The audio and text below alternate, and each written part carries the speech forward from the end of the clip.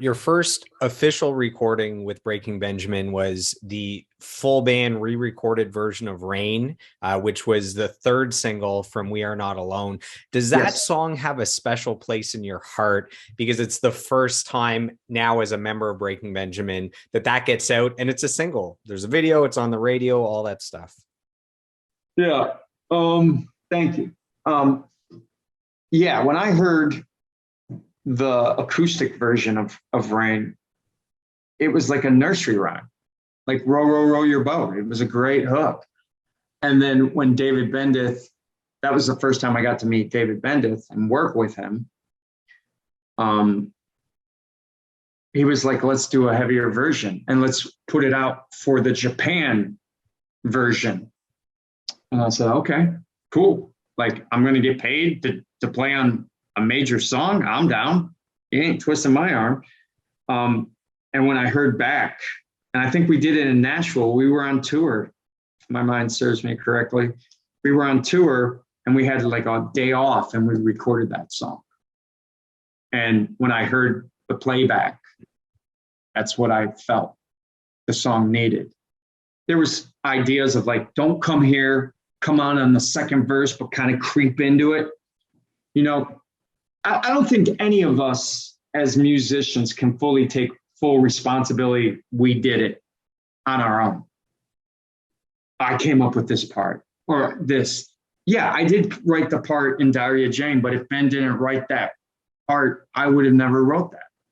So again, it's a team effort. And everything goes to David Bendeth with creativity too, of pushing us as musicians to try different things and say, that sucked, that's good. Keep doing that, go more down that road, you know, those kind of things. So speaking of pushing you as musicians, I have a quote here from super producer David Bendeth. So he produced multiple Breaking Benjamin albums. He mixed some of them. He did Great. both. Yeah, he did both that you were on, Phobia and Dear Agony. So this is what David Bendeth says. He says, what happens when you add great groove with great chops is Chad Szeliga. He went through the David Bendeth boot camp, and I've heard things about this boot camp, and survived right through to the other side. So that's from David Bendeth. That's very kind of him. Yeah, he's an older father in the music business that I look up to. A lot of wisdom. We butt heads. It's like a love-hate love. Like you love them, but then you want to punch them.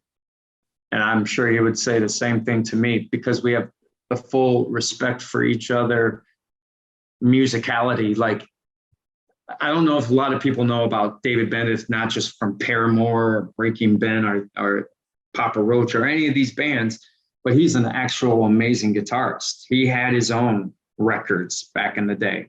And there was a song, the record was called Feel the Real. And if you listen to it, actually Jamiroquai complimented David Bendeth and said, if it wasn't for that record, we would not have the music we have today from Jamiroquai. And that is pretty amazing because Jamiroquai is an amazing band. And when you hear David Bendeth's records, you go, I hear it. I hear Virtual Insanity. But David was a great musician. So to be with that kind of producer and have that conversation at dinner, I really respected the man. And I think he respected me because I was a bebop guy and I knew about my drummers. So we could have the same conversation equally. It wasn't like, oh, you're one-upping me and you're doing this on purpose because you're David Bendeth. He was never that kind of guy. Like I said, we butted heads. I almost fought him one time. But that's the boot camp. And I give a lot of credit to David because he did make me another different drummer out there in the sessions.